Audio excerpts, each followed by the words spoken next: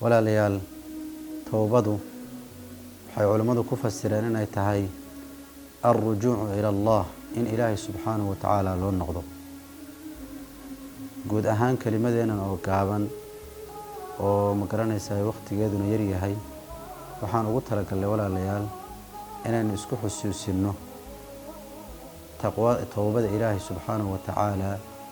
iyo ahmiyadda ay leedahay iyo ma garanaysaa fadaa'isha ay huwan tahay tawbadu walaalayaal culimadu waxay ku fasireen hadii aynu tacriifino inay tahay alrujuucu ila allah wa tarki almacaasi in ilaahay addoonku ilaahay u soo noqdo iyo in dembiga laga haro waannadm calaa ficliha xumaantii in ma garanaysaa qofku uu ka shaleeyo uu ka xumaado waalcasmi calaa cadami alcawdati ilayha iyo inuu go-aansado inuusan mar dambe uusan dembigaas samaynin ilaahay subxaanahu wa tacaala addoommadiisa uu jecel yahay inay toobad keenaan bal aad buu ilaahay ugu farxaa subxaanahu wa tacaala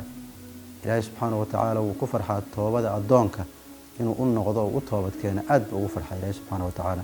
saa daraaddeed nebiga waxaa ka sugnaatay calayhi salaatu wasalaam inuu yidhi ilaahay addoonkiisu inuu u soo noqdo wuxuu uga farx badan yahay ama uga jecel badan yahay mid idinka mid ah oo ma garanaysaa gaadiidkiisii untuu ma garanaysaa meel degay oo meel bahgooye ah oo cidla ciirsilaa oon cidu joogin isagoo safara intuu ma garanaysaa daabadiisii ku xidhay daabadaasi wuxuu cabbi lahaa iyo wuxuu cuni lahaa bay u saaran tahay kadibna ma garanaysaa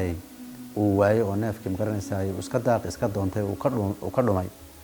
haddana raadiyey oo ka soo quustay oo ka soo laabtay kadibna meeshii iska seexday kadibna soo dul istaagay neefkii uu maantoo dhan uu raadinayay oo soconaya u yimid saa daraaddeed ilaahay qofkaas wuxuu farxayaa farxad markaa aan la dareemaynin ama aan la soo koobi karaynin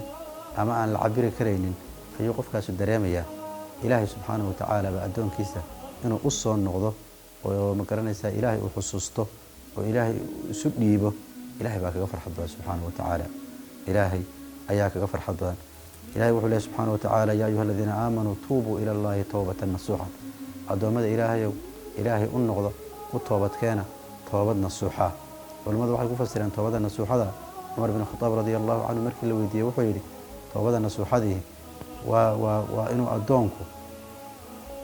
inuu addoonku ka tagaa camalkii xumaa oo uu ku dhex jiray go-aansadaana inuusan ma garanaysaa mar dambe u laabanaynin inuusan mar dambe u laabanayn inuu go-aansadaa cabdullaahi binu cabbaas sidaas si lamid ayuu ku fasiray isaguna radia allahu canhu walaalayaal toobada marka waxay u baahan tahay shuruudday u baahan tahay shuruuddaasi culimmadu waxay ku sheegeen ilaa 3 haddii xaqa uu qofku ma garanaysaa wuxuu ka toobadkeenayahay oo xuquuqda ilaahay tahay subxaanahu wa tacaala waa inuu dembigii ka dhex baxaa inuu ma garanaysaa ka shaleeyaa oo uu ka nadaamoodaa inuu go-aansadaa inuusan mar dambe ku noqonaynin